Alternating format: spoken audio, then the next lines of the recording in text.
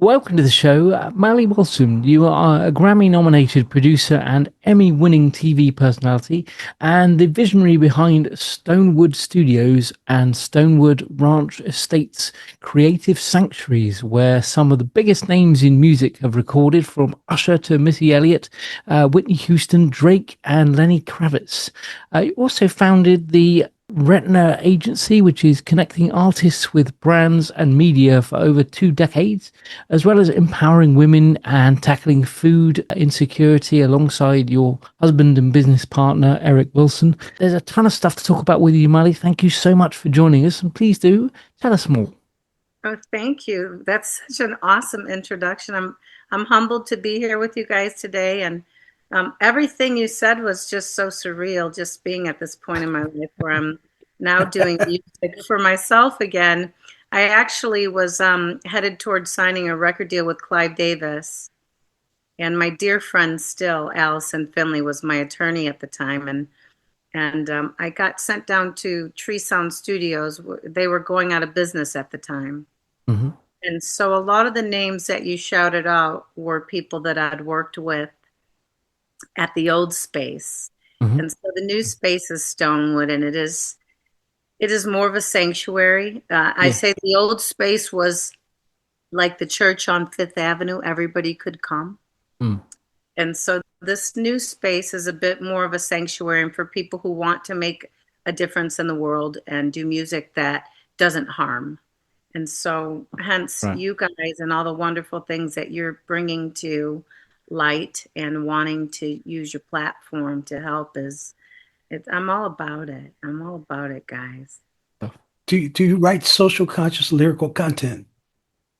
You know what? Eric and I pray before every session, and we ask God to give us healing music Mm. and music to bring love back. And so, yeah, yeah. My last release, I would say, is probably the most conscious that I've released so far. But during my shows, I sing all the songs when people are like, oh my gosh, that reminds me of Strange Fruit, but not so depressing. And I'm like, oh, okay, well, that's what we're here for, to just kind of Yeah. bring awareness, right? Who were some of your favorite conscious artists? I mean, we have to talk about Gil Scott-Heron. We have to talk about Nina Simone. We've got to talk about Marvin Gaye when his label and Barry and the guys told him nobody wants to hear about babies dying and what's going on in the world, right? And so he took a Yeah, chance and Marvin to go out to UK, I believe, and to create music Belgium. that wasn't about sexual healing, Mm. and it was Yeah. more about what's going on in the world.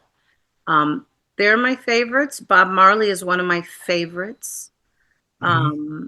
And so, yeah, I mean, I tend to be an old soul, so I dive way down Duke Ellington and Ella Fitzgerald. But when it comes to socially conscious, I'd say Nina and Gil and Marvin on that, and I have to say Bob Marley. Mm. Once that album came out, it helped stop the Vietnam War because he wanted to tell what's going on. That's where that title came from, right? Yeah, And that's all I've been writing for like since 19. Well, I've written love songs for different people, Al Jarreau, and I've written for yeah. Eddie I know Murphy your and all history. I kinds did my research. of. Well, since 84, I've been writing a lot of social conscious music. You know, we need music that heals, educates, and solve problems. And so I've been at this I've been doing music for global change for 20 years. And it was like you said, some of the people, I met some people, Molly, I go, I'm doing social conscious music. They go, Skyler, good luck with that. But the real people want to hear it. Every Mm. time they've said good luck with that, guess what? It becomes the biggest song in the world. And so Exactly. it's interesting because I am white and black. And so I've Me grown too. up in a world where, you know, I've had to see the good in everyone and Yeah. understand that their fears or their insecurities, or maybe they're a little jealous, and that's where the hate comes from. And Yeah. so, for me, I was approached by a woman who had finished this big film, and this is 2018. I was at Bernice King, uh, Dr. King's daughter's space Hmm. in Atlanta, and she came to me. Bernice said, I see you help." At the time, I was helping Stacey Abrams, just Hmm. with the celebrities and the athletes that I knew to get behind her, right? And so Bernice said she came over to me in my old building, and we had a chat, and then Sherry, who was her mother, Coretta's one of her and Dr. King's really dear friends, introduced me to Sherry Rogers, who had just finished a 10-year project of putting together a film called Spill the Honey. And the film basically was about the Black and Jewish coalition and how white people came together and stood in Selma and fought racism, right? Mm. And so I Yep. ended up scoring the whole film, me and my team, and I created a song called No More Silence. And so that is probably the most socially conscious song. Mm. My Yeah. new release is Ascension. Ascension is about rising above and letting God lead you to this place, no matter they can't. Even sometimes your friends and family will be the ones, and it's a hard pill to swallow. But the Spill the Honey, No More Silence song, I got to sing it in Central Park with the United Nations. And I also sang that song and got a standing ovation at the Morehouse campus. And Mm. so I didn't start off this music career to, jump into social justice. Mm. But my husband, I fell in love, started singing around the house. He said, "Babe, you've worked with everybody from Whitney Houston, Tony Braxton, Katy Perry. You got to, come on, you've helped everyone." And I laughed. I said, "If God gives me the desire to do it and sing for That's these right. ungrateful, clout chasing people, Yeah. then I will." What what And all what of a record did sudden, you work on? What record did you work on with Whitney? I did we did recorded her whole last record. And so, Okay. and then we worked on The Preacher's Wife. She and I, that's a whole nother podcast. She's Yeah. such a Yeah. angel and a lovely person. And she used to say, "I don't see why you just don't sing on them." That's Mm. right. Well, I had to, at the time I was helping artists, understand their publishing and not get ripped off because I couldn't believe what was going on. Yeah. That's right. And I got Carly Simon's son calling me, asking me to manage her and help her not get taken advantage of. So I go manage her. And then I'm on Oprah Winfrey Network with Flex and Shanice because they'd gotten taken advantage of and had some things happen where they lost their house. And so the Spill the Honey song, No More Silence, it's, you got to take a chance and speak up and find a way. Tom? Mm. I want to talk a little bit about your particular Okay. music that you do, Marley.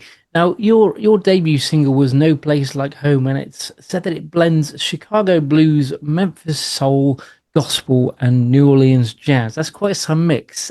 Can you tell It's us, mixed like me. yeah, tell us a little bit about the reason behind where you've gone into it and why you chose that particular sort of mix of music. Why that's close to your kind of heart. Well, I come from Chicago, and none of the people in our family really made real money as musicians. You know how that goes, right? Mm.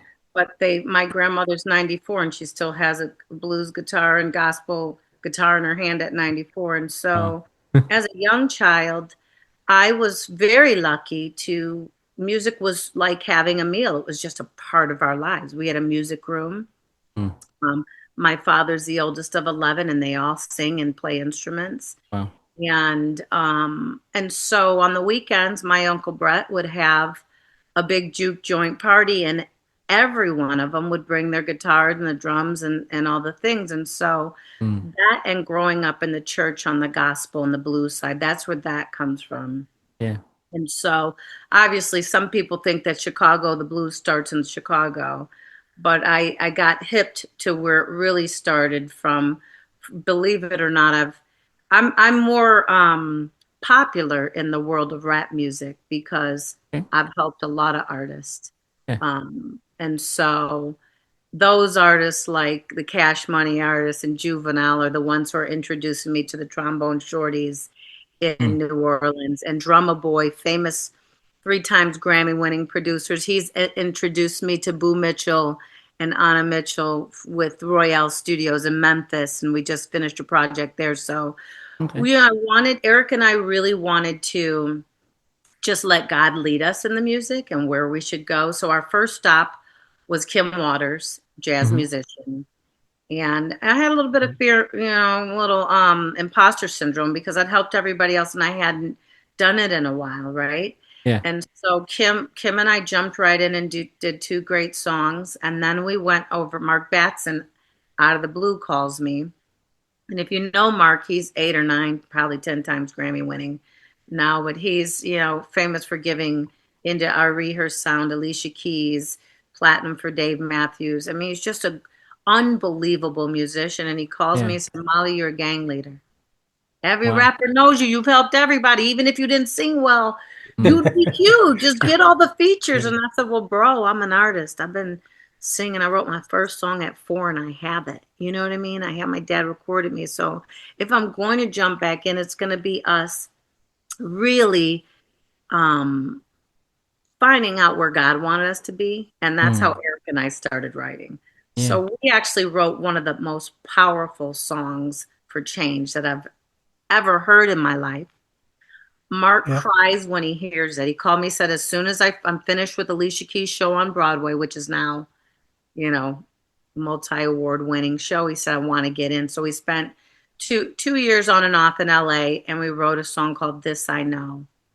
And it's basically saying it's bigger than yourselves. It's bigger than all the time. And so we're finishing it's naturally coming out. If it's not about Eric and our love and our bond to show people that everybody's like, I don't need no man. That's the song and that's the theme lately. I don't need no man or, nah, we need each other. Yeah. Every time. Here at Music for Global Change, we promote lyrics that heal, educate, and solve problems. And it could be any kind of instruments whatsoever. I travel the whole world and I look for people to play extraordinary different instruments. Marley, I just want to know what your latest projects are that you've got on the go at the moment. If there's anything that you're currently working on that you want to it's so funny because you guys call it the perfect time. So we finished the project in LA. I was one in the studio that said to artists, do you open up a restaurant and have 5 burgers or 5 meals? No, you need to work. You need to work and build your catalog. And so I have to practice what I preach before I drop things. So we have a full project with Mark Batson. We just finished a project in Memphis with Boo Mitchell, who's Grammy winning for Bruno Mars and all these other with Mark Ronson. And so now I'm working on a project with my husband and Drummer Boy because I want to hit everyone, and I love all kinds of music. Yeah. So if I'm doing the blues and the jazz over here, and the one person I have to shout out is her because she's doing it. John Legend does it. He dips in with the hip hop artists. He'll do a song with Khaled and, whoever and Kanye. Her will do records with Lil Baby, but then she'll be with Josh Groban or Bocelli. You know what I mean? And so I'm really grateful for the time in our lives where people like John Baptiste says, don't call me a genre. If I feel like rapping, guess what I'm going to do? I'm going to be Molly the rapper. If that's what art comes out of me. And so this project that I'm working on with Drummer Boy and my husband right now is really refreshing. I feel like when I first started singing, everyone was like, wait a minute, you sing? If they didn't know me from my touring days, they're like, wait a minute, you're Molly the helper of all. You're not Molly the soul. Like, I had T.I. call me like, I got a bone to pick. Wait a minute. You can, Juvenile was like, you can sing like this? We'd all retired on your voice. Are you kidding me? And so everyone from the past 3 years that I know, like Molly, if you need a feature, T-Pain's like, come over to the house. But I didn't want it to be a business move. I wanted me to be able to be an artist and have fun and create.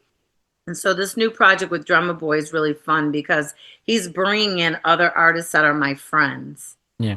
You know, rappers and people. And so we just wrote a song. Babe, what's the song called? It's kind of social justice. Everything's Gonna Be Okay is one. And then the other one is Why Can't We Be Friends? It's about like, why can't we all be friends? And so that touches on the war and just like, hey, we aren't that different. Listen, bless you for the privilege of your time, my sister. Thanks, Molly. And thank you, and bless you guys for writing conscious music. I'm gonna ask you one more question too before, and I always ask it's a stupid question, but it's brilliant at the same time. What did they say? There are no stupid questions. I think that's what. All right, and Miles Davis used to say that. Well, Chicago, he's Chicago too. How much do you love music? You know, I love music to my core. I feel like music is a connection between us and God if you let it. It could be a connection to another space if you let it as well. And, you know, as a young person and I start writing and I'd hear these thoughts like, wait a minute, I don't want to go down the my dog died path. I want to go down the light at the end of the tunnel, right? Yeah. So they say your words create your world. So if I love music so much because it is the paint on the canvas of our world, right?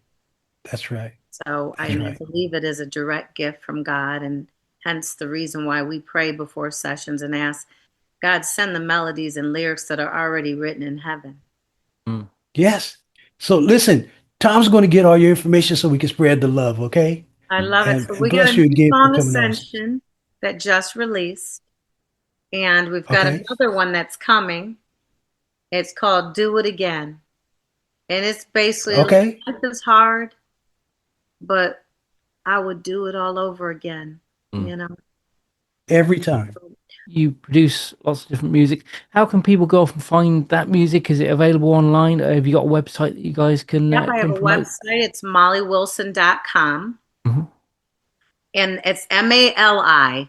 People are like, I can't find her anywhere. Well, if you know Molly, like the country, Mali, Wilson is how you spell it.com. And you can find me there. If you sign up, I've been really enjoying doing these smaller venues, 75 to 200.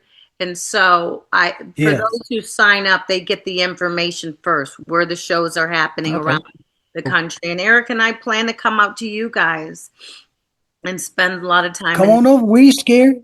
Cool. Yeah, we're going to come over. We're not scared either. And so at IAM_MALI, that's my Instagram. I share a lot of what's going on there. I've got 4 songs released, No Place Like Home, I'm Not Sorry, Sidelines, and Ascension. And then we're dropping the new song, Do It Again. And these are on all platforms. So you can find Mali Wilson on all platforms. Brilliant. Good stuff. Okay. I've got those links in the description of the video here, so people can go off and check out. Perfect. Thank you so much for having me. I could talk to you guys for hours. Like my grandmother used to say, stay blessed, never stress, and stay away from the devil's mess. Amen. I'm going to keep that one. Cheers, guys. Talk to you soon. Okay.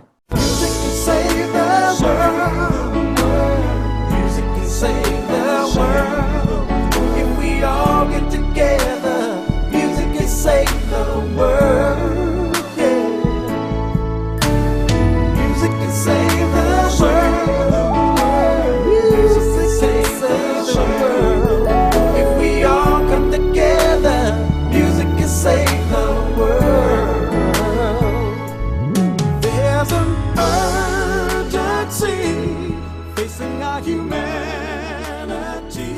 Thank you so much for watching. To stay up to date, please click subscribe and hit the bell. You can also join our group on Facebook and find us on LinkedIn and Instagram.